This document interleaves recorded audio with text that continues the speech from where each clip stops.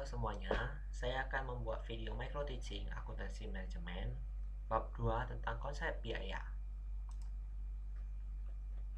Oke, pertama itu pengertian biaya. Biaya atau expense adalah cost barang atau jasa yang telah digunakan untuk memperoleh pendapatan. Pendapatan adalah nilai barang yang dijual atau jasa yang diberikan. Laba atau rugi merupakan selisih antara pendapatan dengan biaya. Kemudian klasifikasi biaya.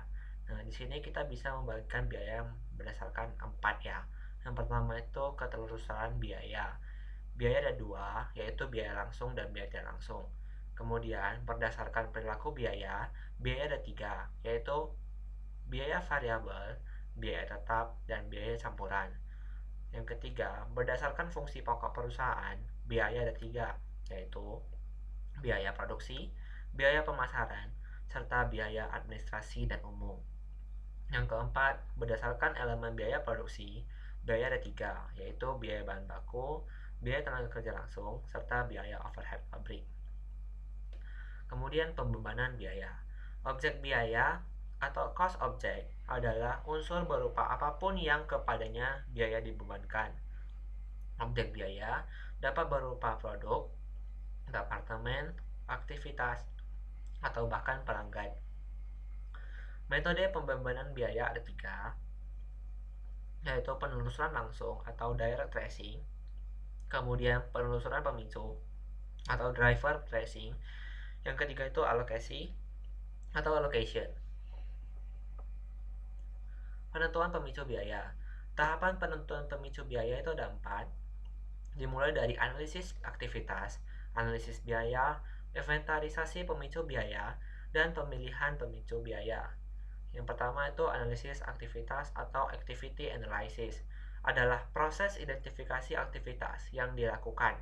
Dengan melakukan analisis aktivitas, dapat dibuat inventarisasi aktivitas. Berikut 3 tahapan yang dilakukan dalam menganalisis aktivitas, yaitu wawancara karyawan, inventarisasi aktivitas, dan pengecekan ulang. Analisis biaya bertujuan untuk menentukan jumlah biaya yang dikonsumsi untuk setiap aktivitas. Analisis biaya dijadikan dasar untuk mengidentifikasi unsur biaya yang dikonsumsi oleh setiap aktivitas. Data biaya diperoleh dari bagian akuntansi manajemen yang ada di perusahaan. Lanjut ke tahap ketiga, yaitu inventarisasi pemicu biaya. Setelah aktivitas dan biaya yang dikonsumsi diketahui, langkah selanjutnya adalah melakukan inventarisasi faktor kemungkinan yang menyebabkan tinggi rendahnya konsumsi biaya tersebut. Pemicu biaya dapat lebih dari satu untuk suatu aktivitas tertentu. Oleh karena itu, perlu dilakukan inventarisasi agar dapat ditentukan faktor pemicu yang paling tepat. Yang tahap terakhir yaitu penentuan pemicu biaya. Pemicu biaya yang baik adalah pemicu biaya yang memiliki karakteristik berikut ini. Yang pertama, dapat diukur. Perusahaan dapat mengukur besaran pemicu biaya dengan mudah. Yang kedua, dapat dikendalikan. Besar kecilnya pemicu biaya dapat dikelola oleh manajemen. Yang ketiga, sederhana. Pemicu biaya bukan merupakan data yang kompleks yang berasal dari perhitungan yang rumit. Yang keempat, berhubungan dengan objek biaya. Ada hubungan sebab akibat antara pemicu biaya dan objek biaya.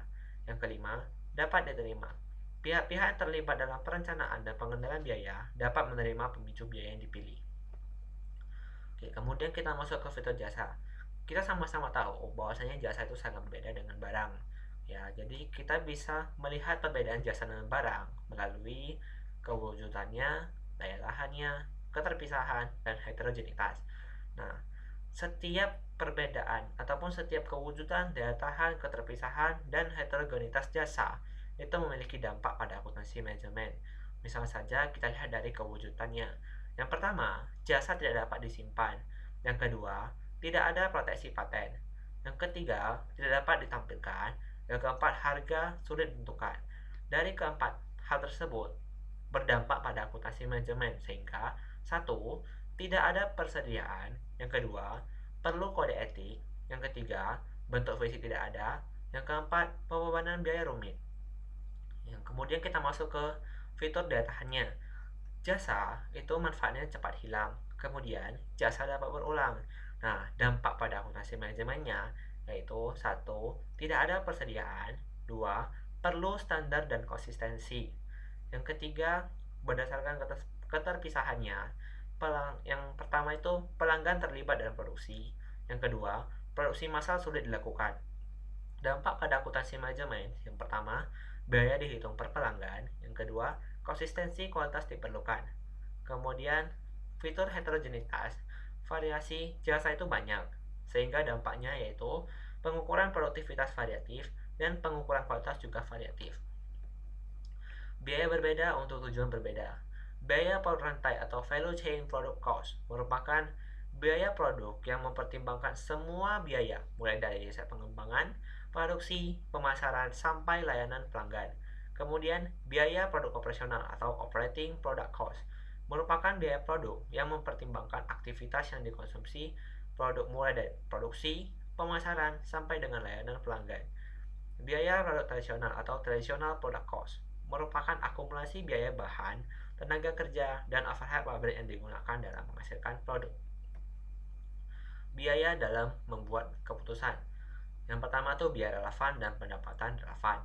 Biaya relevan atau relevant cost adalah biaya masa depan yang berbeda antara satu alternatif dan alternatif lainnya. Ada dua kriteria biaya relevan, yaitu biaya masa depan, artinya biaya belum terjadi.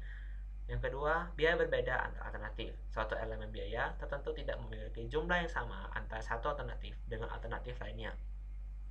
Pendapatan relevan atau relevant revenue adalah pendapatan masa depan yang berbeda antara satu alternatif dan alternatif lainnya. Kemudian, biaya diferensial dan pendapatan diferensial. Biaya diferensial merupakan biaya yang berbeda antar alternatif keputusan, sedangkan pendapatan diferensial adalah pendapatan yang berbeda antar alternatif keputusan. Biaya kesempatan atau opportunity cost adalah manfaat yang dikorbankan satu alternatif keputusan dipilih dan mengabaikan alternatif lainnya. Kemudian, biaya terbenam atau sunk cost adalah biaya yang sudah terjadi dan keputusan masa depan tidak lagi dapat mengubah biaya tersebut. Ini adalah merupakan sistem akuntansi manajemen konvensional dan kontemporer. Nah, kalau di kontemporer itu dia menggunakan pemicu berbasis unit. Terus banyak menggunakan alokasi dalam pembenahan biaya. Penentuan biaya produk terlalu sempit dan kaku. Fokus pada manajemen biaya, bukan aktivitas. Sedikit menggunakan informasi aktivitas. Sedangkan akuntansi manajemen kontemporer itu menggunakan pemicu berbasis unit dan non-unit. Yang kedua, menggunakan banyak penerusan dalam pembebanan biaya. Yang ketiga, penentuan biaya produk fleksibel. Yang keempat, fokus pada manajemen aktivitas. Yang kelima, menggunakan informasi aktivitas secara terperinci. Oke, demikian saja presentasi dari saya. Lebih dan kurang saya mohon maaf. Semoga bermanfaat. Jika ada pertanyaan atau tanggapan, bisa langsung komen di video ini. Saya akhiri dengan sekian dan terima kasih.